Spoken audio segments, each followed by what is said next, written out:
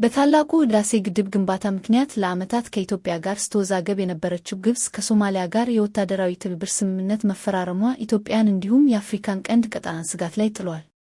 ግብጽ ራሷን በነጻ አገርነት ካወጀችው ሶማሊላንድ ጋር በተገባው የባህር በር መግባቢያ ስምምነት ከኢትዮጵያ ጋር ውዝግብ ውስጥ ለገባችው ሶማሊያ በሁለት የጦር አውሮፕላኖች የጦር መሳሪያዎች መላኳን ተከትሎ ውጥረቶቹ ተካረዋል። የሁለቱ አገራት ወታደራዊ ትብብር ስጋት ውስጥ የጣላት ኢትዮጵያም የአፍሪካ ቀንድ ቀጣናን ለማተራመስ እየተወሰደ ያለውን እርምጃ በዝምታ እንደማትመለከት አስታውቃለች። የሶማሊያ መንግስትንም ቀጣናውን ለማተራመስ ከሚሹ የውጭ ኃይሎች ጋር እየሰራ ይገኛል ስትል ከሳለች።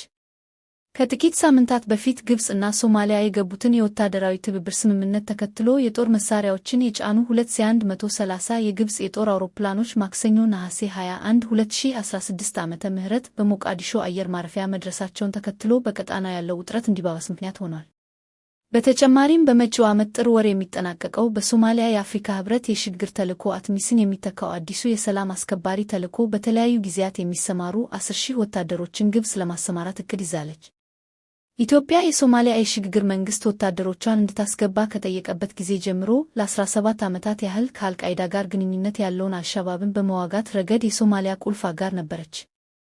ሆኖም በአሁኑ ወቅት በአባይ ወንዝ ላይ በሚገነባው የታላቁ ህዳሴ ግድብ ግንባታ ምክንያት ውዝግብ ውስጥ ከገባችው ግብጽ ጋር ሶማሊያ ያላቸው ወታደራዊ አጋርነት መጠናከሩን ተከትሎ ሌሎች ተዋናዮች የአፍሪካ ቀንድ ክልልን ለማተራመስ እርምጃ ሲወስዱ ኢትዮጵያ በዝምታ አትመለከትም ስትል አስጠንቅቃለች።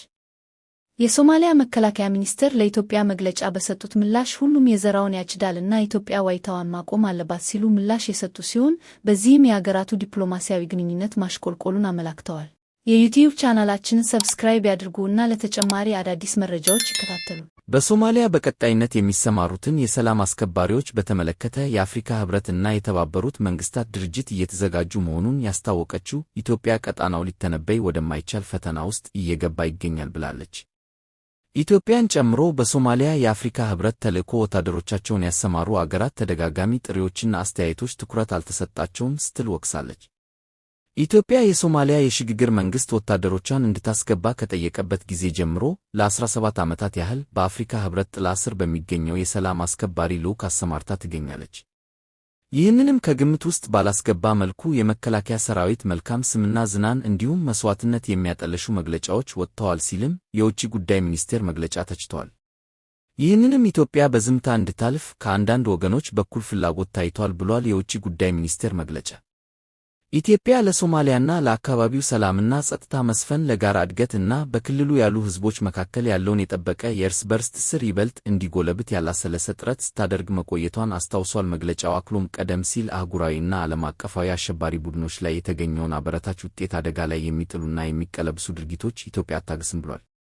ራሷን በነጻ አገርነት ካወጀችው ሶማሊላንድ ጋር በተፈረመ የባህር በር መግባቢያ አወዛጋቢ ስምምነት ከፍተኛ ውጥረት ውስጥ የገቡት ኢትዮጵያና ሶማሊያ ልዩነታቸውን በውይይት እንዲፈቱ ቱርክ እያሸማገለች ትገኛለች።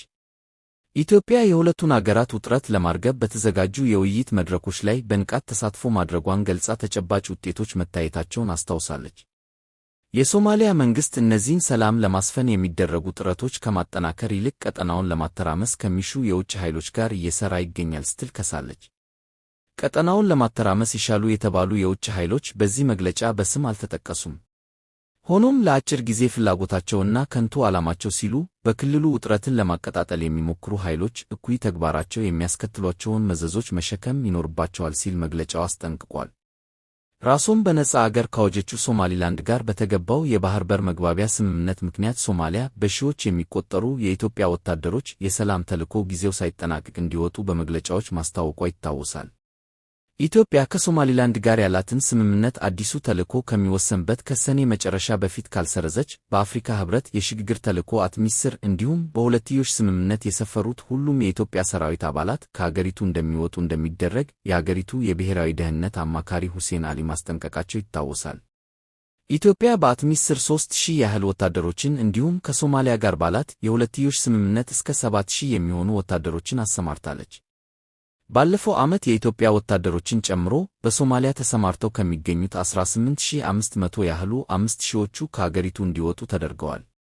ይህንን የሶማሊያ አቋም አስመልክቶ ከዚህ ቀደም በቢቢሲ የተጠየቁት የውጭ ጉዳይ ሚኒስቴር ቃል አቀባይ አምባሳደር ነቢዩ ተድላ ኢትዮጵያ በሶማሊያ ያላት ተልዕኮ በሶማሊያ መንግሥት ብቻ ሳይሆን የተባበሩት መንግሥታት የተቀበለው የአፍሪካ ሕብረት ተልዕኮ እንዲሁም ዓለም አቀፍ ኃላፊነት ያለው ነው ብለዋል። ጥያቄውም የሚመጣው ከሶማሊያ መንግሥት ብቻ ሳይሆን በእነዚህ አህጉራዊ እና ዓለም አቀፍ ተቋማት እንደሚሆንም አስታውሰዋል። ኢትዮጵያ ወታደሮቿን እንድታስወጣ ከተፈለገ በይፋ ጥያቄው ሲቀርብ ተግባራዊ እንደሚሆን አምባሳደር ነቢዩ ጠቁመው ከሶማሊያ መንግሥት ከአፍሪካ ሕብረትም ይሁን ከተባበሩት የመንግሥታቱ ድርጅት ኢትዮጵያ በሶማሊያ ያለውን ኃይሏን ታስወጣ የሚል በይፋ የቀረበ ነገር የለም ሲሉ ተናግረው ነበር። ከአትሚስ በኋላ የሚሰማራው ኃይልና ያለው ዝግጅት ገና እንደሆነ የገለጹት አምባሳደር ነቢዩ ለእኛ ቀላል ነው፣ ኃይላችንን ስበን በፈር ዞን የጦር መጠባበቂያ ሰፈር እንፈጥራለን ብለው ነበር። ነገር ግን ለኢትዮጵያ የሚያሰጋ ነገር ካለ አገሪቷ ገና አጣጥፋ እንደማትቀመጥ ገልጸው ለእኛ የብሔራዊ ደህንነት የሚያሰጋ ከሆነ የማንም ፍቃድ የምንጠብቅበት ነገር አይደለም፣ እኛ የራሳችንን እርምጃ እንወስዳለን ሲሉ ቃል አቀባዩ ከዚህ ቀደም ከቢቢሲ ጋር ባደረጉት ቆይታ አጽንዖት መስጠታቸው ይታወሳል። ኢትዮጵያ ራሷን እንደ ነጻ አገር ካወጀችው እና በዓለም አቀፍ ደረጃ ዕውቅና ካላገኘችው ሶማሊላንድ ጋር 20 ኪሎ ሜትር የሚሸፍን የባህር ጠረፍ ለማግኘት የፈረመችው የመግባቢያ ሰነድ ሶማሊያን በእጅጉ አስቆጥቶ በቀጠናው ከፍተኛ ውጥረትን ያስከተለ ሆኗል። ከሶማሊያ በኩል ተደጋጋሚ ክሶች እና መግለጫዎች ከመቅረባቸው በተጨማሪም ጉዳዩን ወደ መንግሥታቱ ድርጅት የጸጥታው ምክር ቤት ወስደዋለች። ጅቡቲ የታጁራ ወደብን ኢትዮጵያ እንድታስተዳድር ለመስጠት አማራጭ ማቅረቧን የውጭ ጉዳይ ሚኒስትሯ ገለጹ። በአፍሪካ ቀንድ ቀጣና የተነሳውን ውጥረት ለማርገብ ጅቡቲ ከወደቦቿ አንዱን ኢትዮጵያ በቀጥታ እንድታስተዳድር ለማድረግ አማራጭ ማቅረባቸውን የአገሪቱ የውጭ ጉዳይ ሚኒስትር መሐሙድ አሊ ዩሱፍ ለቢቢሲ ተናገሩ። ኢትዮጵያ የባህር መዳረሻ እንድታገኝ አንደኛውን የጅቡቲ ወደብ ሙሉ በሙሉ እንድታስተዳድር አገራቸው አማራጭ አቅርባለች ሲሉ የውጭ ጉዳይ ሚኒስትሩ ከቢቢሲ ፎከስ ኦን አፍሪካ ባደረጉት ልዩ ቃለ ምልልስ ገልጸዋል። ጅቡቲ ያቀረበችው ወደብ ከኢትዮጵያ በ100 ኪሎ ሜትር ርቀት ላይ የሚገኘው የታጁራ ወደብ መሆኑን የውጭ ጉዳይ ሚኒስትሩ በዚህ ቆይታቸው ገልጸዋል። ራሷን በነጻ አገርነት ካወጀችው ሶማሊላንድ ጋር በተደረሰ የባህር በር መግባቢያ ስምምነት የተነሳ ከሶማሊያ ጋር የተነሳውን ውጥረት ለማርገብ እንዲሁም የኢትዮጵያን የባህር በር መዳረሻ ችግር ለመቅረፍ ይህ አማራጭ እንደሚያግዝ ተናግረዋል። ሚኒስትሩ ኢትዮጵያ የባህር በር መዳረሻ እንድታገኝ የሚያስችላትን በአገሪቱ ሰሜናዊ ክፍል የሚገኘውን ወደብ እንዲሁም አዲስ የተገነባ ኮሪደር እንድታስተዳድር ሐሳብ ቀርቧል ብለዋል። ይህንን አማራጭ የአገሪቱ ፕሬዝዳንት ኦማር ጉሌህ ለኢትዮጵያ ማቅረባቸውን ገልጸዋል። የውጭ ጉዳይ ሚኒስትሩ ለኢትዮጵያ የቀረበው የወደብ የማስተዳደር አማራጭ ለየትኛው የመንግሥት አካል መቼ እንዲሁም በምን አይነት ስምምነት እንደሆነ ዝርዝር መረጃዎችን አልሰጡም። ኢትዮጵያም የጅቡቲን ወደብ ለማስተዳደር ስለቀረበላት አማራጭ ያለችው ነገር የለም። ሆኖም በአማራጭ ሐሳቡ ዙሪያ በሚቀጥለው ሳምንት በሚካሄደው የቻይና አፍሪካ የመሪዎች ጉባኤ ከሁለቱ መሪዎች ጋር ለመወያየት ዕድል እንደሚኖር ሚኒስትሩ ጠቁመዋል። በ$90 ሚሊዮን በተገነባው የታጁራ ወደብ ኢትዮጵያ ከ4 ዓመት በፊት መጠቀም መጀመሯን የአገሪቱ የባህር ትራንስፖርትና ሎጂስቲክስ አገልግሎት በወቅቱ አስታውቆ ነበር። ኢትዮጵያ በአፋር ክልል አለ የሚባለውን በቢሊዮን ቶኖች የሚገመት የፖታሽ ክምችትን እንዲሁም ለድንጋይ ከሰልና የብረት ጭነቶችን በታጁራ ወደብ በኩል ወደ ውጪ ለመላክ ዕቅድ እንዳለ ተገልጿል። የዩቲዩብ ቻናላችንን ሰብስክራይብ ያድርጉና ለተጨማሪ አዳዲስ መረጃዎች ይከታተሉ።